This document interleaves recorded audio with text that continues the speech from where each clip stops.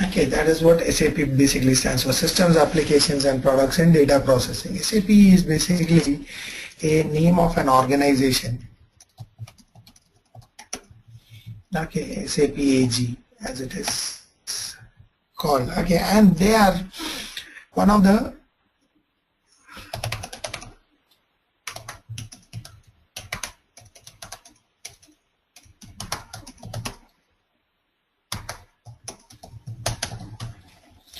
this is the key. SAP is basically a company which is well known in the market across the world for ERP solutions. Okay, SAP is well known across the world, across markets for ERP solution. They are global leaders when it comes to providing ERP solutions. So when the minute we take the word SAP, the minute we name SAP as the software, it automatically reflects that it is an ERP solution, or the first thing that strikes people's mind is that it is an ERP solution. So it's a very popular ERP tool. So you take any product that comes from SAP. Okay, we take any product that is released in the market by SAP, that is some way or the other associated with business data processing. Okay, SAP does not spend its time and energy on any other kind of applications or softwares. Okay, like operating system or database or video games or nothing. SAP primarily focuses on providing business solutions. So all their products, any of the products that are there out there in the market from SAP, if you take and have a look at, they are all business solutions. Okay, so the key SAP product, or the most prominent SAP product that we have in the market is ECC. Okay, some ECC 6.0 is the current version. We are having ECC, Enterprise Core Component. So ECC is the core solution that SAP provides for ERPs, as an ERP solution. Apart from ECC, if you look at anything, BI, if suppose I take Business Intelligence. This is again a data warehousing software provided by SAP to manage and business data processing. It is Business Intelligence. Okay, it was earlier called as BW, Business Data Warehousing. Okay, now it has, SAP itself has moved it and named it as BI, that is Business Intelligence. It has, the term it as intelligence and not just warehousing. So that means SAP provides you applications or solutions beyond warehousing. It's not just about gathering your data and compiling it and placing it at one place. It's also about analyzing the data, making analytical reports out of this data and come up with intelligence. That is why they call it as business intelligence. You take BI or so many other products, CRM, SCM, okay, Web Impros or Enterprise Portal.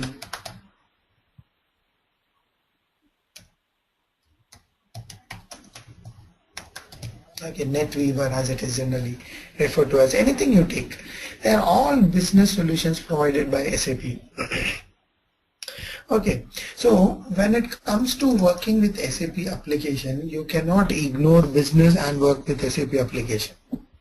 You have to be thorough in the business process logic that SAP uses and SAP runs on. Okay, so if suppose you come from a certain business area or certain functional area, functional domain, then the expectation is even higher from you to understand the business functionality thoroughly. Okay, you cannot escape, or you cannot keep yourself out of business logic and work on SAP. That's not possible. Okay, so understanding business is a key aspect of working with SAP. Now, apart from that, you also, if suppose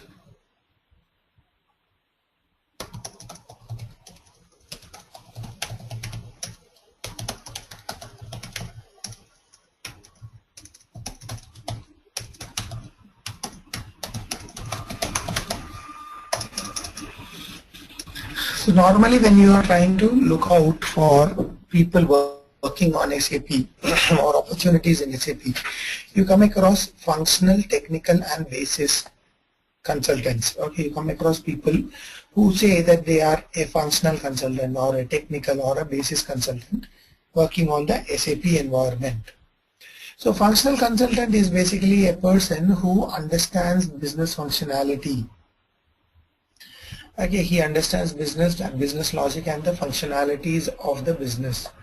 Okay, he understands how SAP runs a certain business and what can it be done to tweak the business processes to meet customer requirements.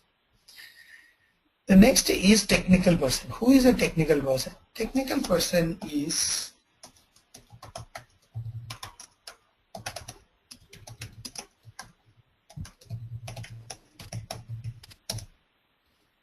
okay, that is what a technical person is. A technical person is basically is somebody who is a programmer with above programming skills. Okay, why I insist programmer is because this is the first thing. To be a technical person, first and foremost thing is you should know to write program. You should be a programmer. You should understand programs. You should be able to solve a problem in a sequence of steps. You should be able to write programs. I'm not concerned about the language. I'm not concerned about the language. Okay, when I see an if condition, I should understand what an if condition does. When I see a loop, I should understand what a loop does. If I give you a problem, you should be able to come up with a flow logic, a sequence of steps to solve that problem. Such a person is programmer. It has nothing to do with above. Okay, it has nothing to do with above. So that is why I said technical person on the SAP environment is a programmer with above programming skills. Okay, then basis and security. Basis and security is generally your system admin and DBA. Okay, people who are comfortable with networking, system administration and DBA activities, they are the ones who focus on basis and security activities. Okay, so technical person is a programmer with above programming skill. Functional person is a business consultant who has thorough understanding of the business process, both the generic business process as well as the same business process within the SAP environment and what are all the key aspects of that business process. Okay, so we are going to focus on the technical skill set. Okay, you guys are interacting with me to pick up the ABAP programming skill to be used on the SAP environment. Okay, so the key prerequisite for a person to do ABAP is he should be a programmer, or at least he should understand the program logic. When you look at a sequence of line, you should be able to read it and understand it. Okay, that's the key, and that can be possible only when you become comfortable with programming. When can you become comfortable? When you are ready to become comfortable. Nothing like that. Okay, 90% of the time it's a phobia that keeps people away from programming. It's more of a phobia that keeps people away from programming. You think that programming is complex. Programming is not complex. It's just that we are using a completely different approach of solving a problem. So given a problem in front of me, I will come up with a solution to get a result of the problem in a sequence of steps. So converting a problem into a sequence of steps, not just directly giving the answer, but the answer itself is generated on a sequence or a series of steps. Step 1, I will take the value. Step 2, I will do this. Then I will do that. Then I will do this. Then I will get the result. So that building up the sequence is the key behavior a programmer should have whenever he approaches any given problem. Then you can start writing programs. ABAP as a programming language will just give you, okay, a particular language. Hindi is a language, English is a language, or French is the language. It's a language, it's a medium of communicating. Similarly, ABAP also is a medium of communicating to the underlying compilers of the SAP environment to tell it to do what you want to do. Okay. So when we are learning ABAP as a programming language,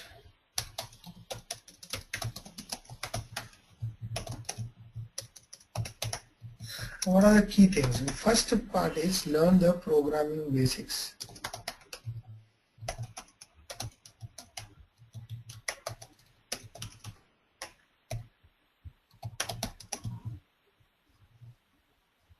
You learn the syntax and the semantics of the programming language, the grammar of the language. You need to learn the grammar of the language. You need to learn what it is all about, how it is all about, how do you go about doing it. Okay, so you learn the syntaxes and the semantics of the language. Once that is done, once that is in place, then we have to learn how to put ABAP to use within SAP. Now this is one of the major limitations of ABAP programming language. Normally when you are learning a programming language, you learn the syntax and the semantics of the language and that's it. You then use the language based upon your knowledge, okay, based upon your ability to think about situations and scenarios. You build up programs. You can use a C programming language to build some simple calculator or some complex operating system. Whatever you want, you can build out of it. But when it comes to ABAP, that is not the case. ABAP will be used in a very specific area called SAP. So wherever you put ABAP to use, it is limited to the SAP framework only. Okay, so within the SAP framework, you use ABAP for the following areas.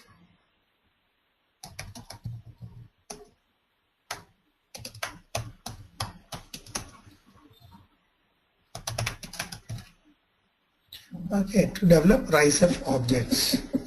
So I am very sure you guys might have heard of this word called RISEF. Like a RISEF or FRIES or RISEF-W, different names by which it is called. So what does this RISEF stand for?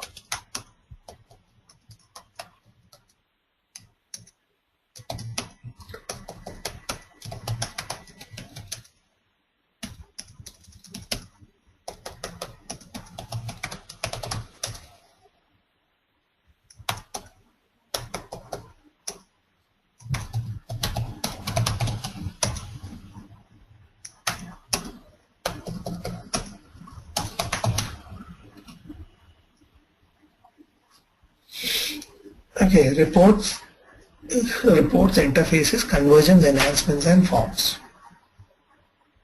Reports, interfaces, conversions, enhancements, and forms. That is what RISEF stands for. Reports. You are developing reports to display the data that is there within the SAP system. Different type of reports are generated to get information about data that is there in the system.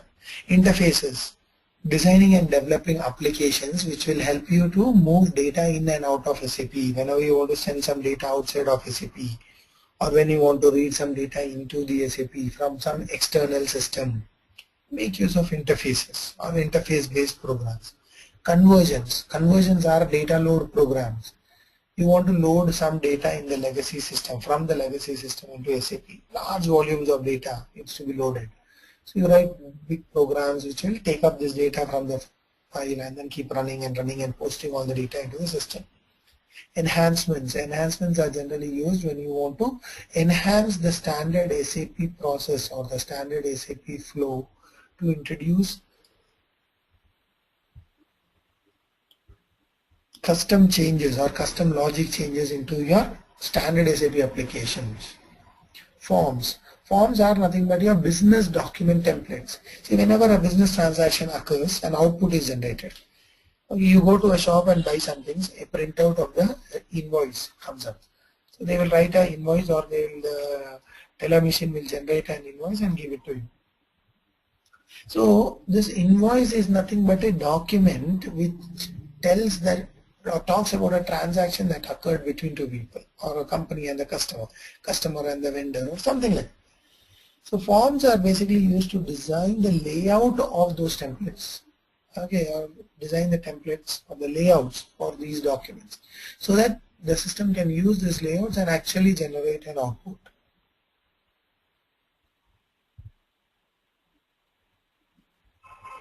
So these are the basic 5 areas where your knowledge and skill of ABAP will be put to use within the SAP framework. Okay, now one key thing that we have to understand is irrespective of the type of SAP system it is. You're working on ECC, or you're working on BI, or you're working on CRM or SCM or anything. The programming language used to develop these systems remain ABAP. All business process logic in any of the SAP system is managed or is carried out using ABAP programming. So within the SAP framework, ABAP is the programming language. But outside SAP, ABAP nobody knows, or you don't use ABAP for anything. Okay. Within the SAP framework, you make use of ABAP for these 5 different areas: reports, interfaces, conversions, enhancements, and forms. These are the areas where we put ABAP to use. Okay, so as part of our training, we will be spending time initially to pick up the basic syntax and semantics. So as you guys are not from a programming background, it will take a little more time. We will go in a little bit slow on the syntax and semantics just to make sure that you guys have picked it up correctly. Okay, see, if you are not been doing programming before, or this is the first time you are getting exposed to programs, still there is nothing to be worried about it. Okay, programming is all about a different way of thinking, that's all. There is nothing different or some complex entity or something. Programming is pretty straightforward. You have to start thinking like a computer, what I always say. Then it becomes extremely easy to write programs. See, how does a computer think? The computer does not think.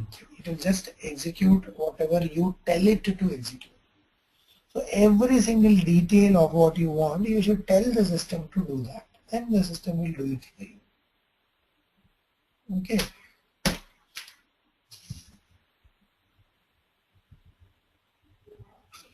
Apart from these things, we will also be looking at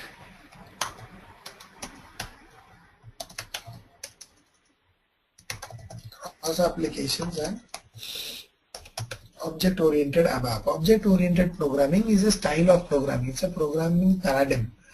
It's a style of programming. So when I say ABAP, we are basically trying to focus on what object-oriented ABAP is all about and how do you go about doing it.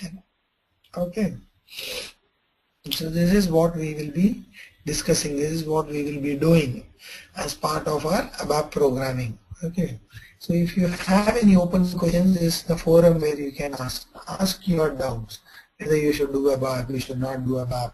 What is your expectations from these sessions? Okay, so that these things will help us to guide and drive the session accordingly.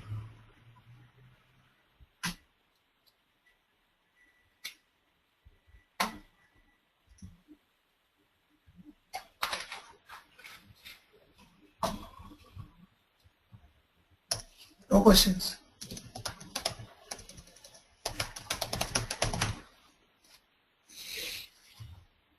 You guys are completely clear, or you didn't understand anything at all, or have no questions? I had to learn ABAP, that's it. Yeah, it is clear.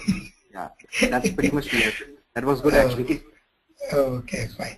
Very So nice. if you have any, okay, from Rohit's perspective, as I was thinking about it actually, HCM, see, I have not been exposed a lot to HCM, but still what I plan is, because now you are there, we will spend at least 3-4 days on ABAP HR, okay? Right. That's what I wanted to know, because BAP HR is kind of very much different. Because I've been working on a couple of projects. Right. Exactly. Because I recently delivered a e-recruiting module for one of the clients based in Russia, and we use a lot of HR ABAP. So that's why I wanted to learn ABAP. Yeah. So we will be doing ABAP HR, but only on one condition, that you should be involved into it from a functional perspective. Okay, ABAP remains ABAP only in ABAP HR, but the functionality, I am not very comfortable with the HR functionality. So that is where you will have to pitch in, and we will do ABAP HR, 3 to 4 sessions. Normally 1 week is enough. ABAP HR is a 1 week session. So we will try to have 3-4 sessions on ABAP HR, all the LDBs and all this. How long will it take, and how much per session? Okay, how long it will take? It is the session is around 40 to 45 sessions. That's the maximum we have. 45 sessions is more than enough. But what I always recommend is dedicate or allocate a 2-month period. It's like 1.5-month course, but with weekends, and sometimes you are not in, sometimes I'm not in. Okay, we both are in, system is down, anything can happen. So in all these cases, you just have a buffer. 2 months is the time frame. We generally have 1 hour session daily from Monday to Friday. Okay, so I hope you are also based out of US. So Monday evening to Friday evening, that is what we will have. That is, for me, it is from Tuesday morning to Saturday morning. That's a common idea. Okay, 1 hour session we will have. If so, I generally don't extend beyond 1 hour, I will not be able to absorb. So if something is overshooting or some topic, it would be better if it is completed in one shot. Only such topics will continue beyond 1 hour, but otherwise just take 1 hour session, making sure, okay, that you get it. All the documentation, PPTs, materials, exercises, and all those things, I will share it across. I have a common drive and make sure that you people become part of the drive, can make use of those things. Documentations, and okay, I also use the same PPTs and other things during our class sessions. You can also use it, copy it, keep it. Okay, there's so much of material out there. So ABAP is not something very new. It's been there for ages now. So almost all possible scenarios, situations, and other things, documentation is available. It's all about taking it up and reading. So we are